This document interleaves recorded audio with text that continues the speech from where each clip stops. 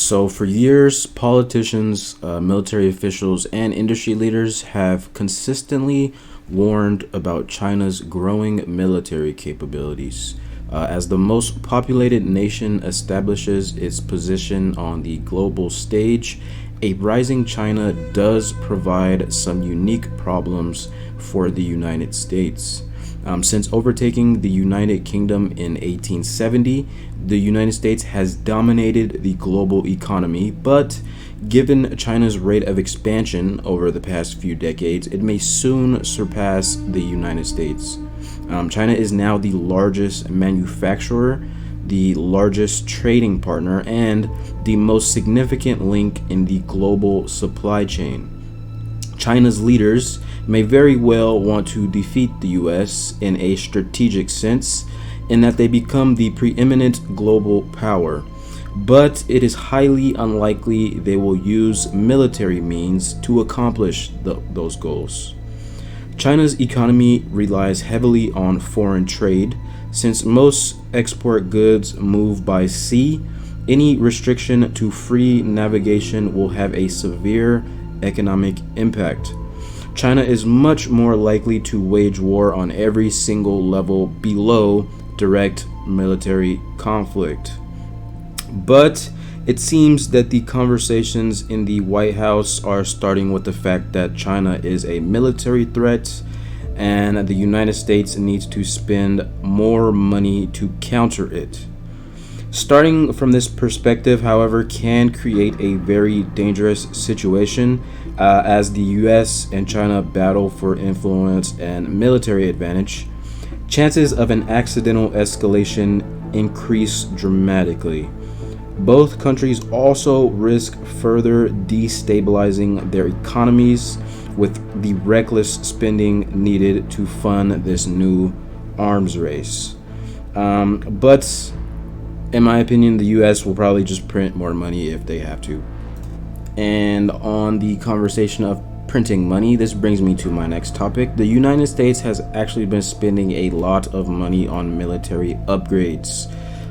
So Exhibit A, earlier this month, Northrop Grumman introduced the B-21 Raider, which is a long-range bomber that is a central part of the Pentagon's strategy to counter China.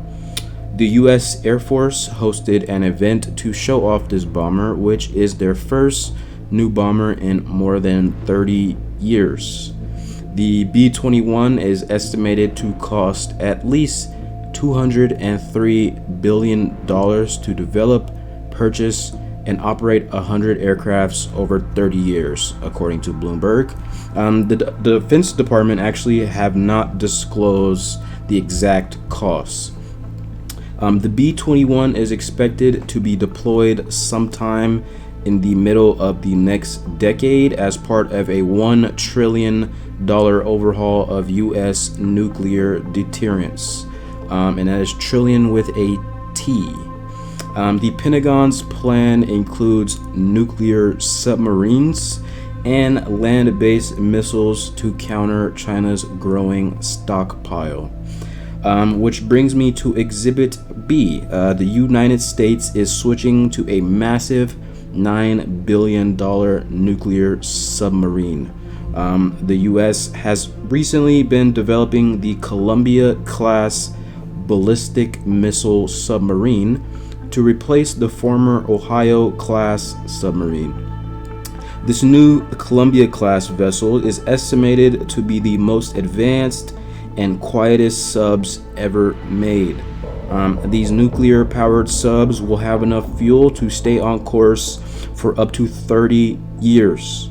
The Navy plans for this to be equipped with the most up-to-date capabilities and stealth, while featuring some of the most advanced tactical technology in the world. The Columbia-class subs are going to be the biggest submarines ever built by the United States. Also, did I mention that they are nuclear? But perhaps the United States is playing directly into the hands of China. If their goal is to defeat the U.S. using all means other than direct military conflict, then maybe instigating an economic collapse could be a very effective strategy to do so. Starting an arms race in the US causes excess spending, while China focuses their spending elsewhere. Potentially, the US could be playing checkers here, while China is playing 5D chess. I think it's also worth noting that amid all of this stuff happening, the United States' relationship with Saudi Arabia has been severely strained and tested. And as of recent, Saudi Arabia has been strengthening their partnership and relationship with China. So the timing of this is rather ironic. Also, China has recently just launched and finished their space station, their Chinese space station, while the International Space Station will be coming down within this decade. So China basically just threw up an upgraded, smaller, lightweight, faster version of the International Space Station. They're just upgrading and doing things in a way better and more efficient way than the United States, and they're doing things so quickly and efficiently. So it would make sense that they will soon become the #1 global powerhouse. But I think that's gonna do it for this video. I hope you did find some value from this video. Maybe you learned something new that you didn't know prior to this video. I'd appreciate it if you could leave me a like on the video. Maybe drop a comment on some of your thoughts on the situation. Also be sure to subscribe for more information just like this.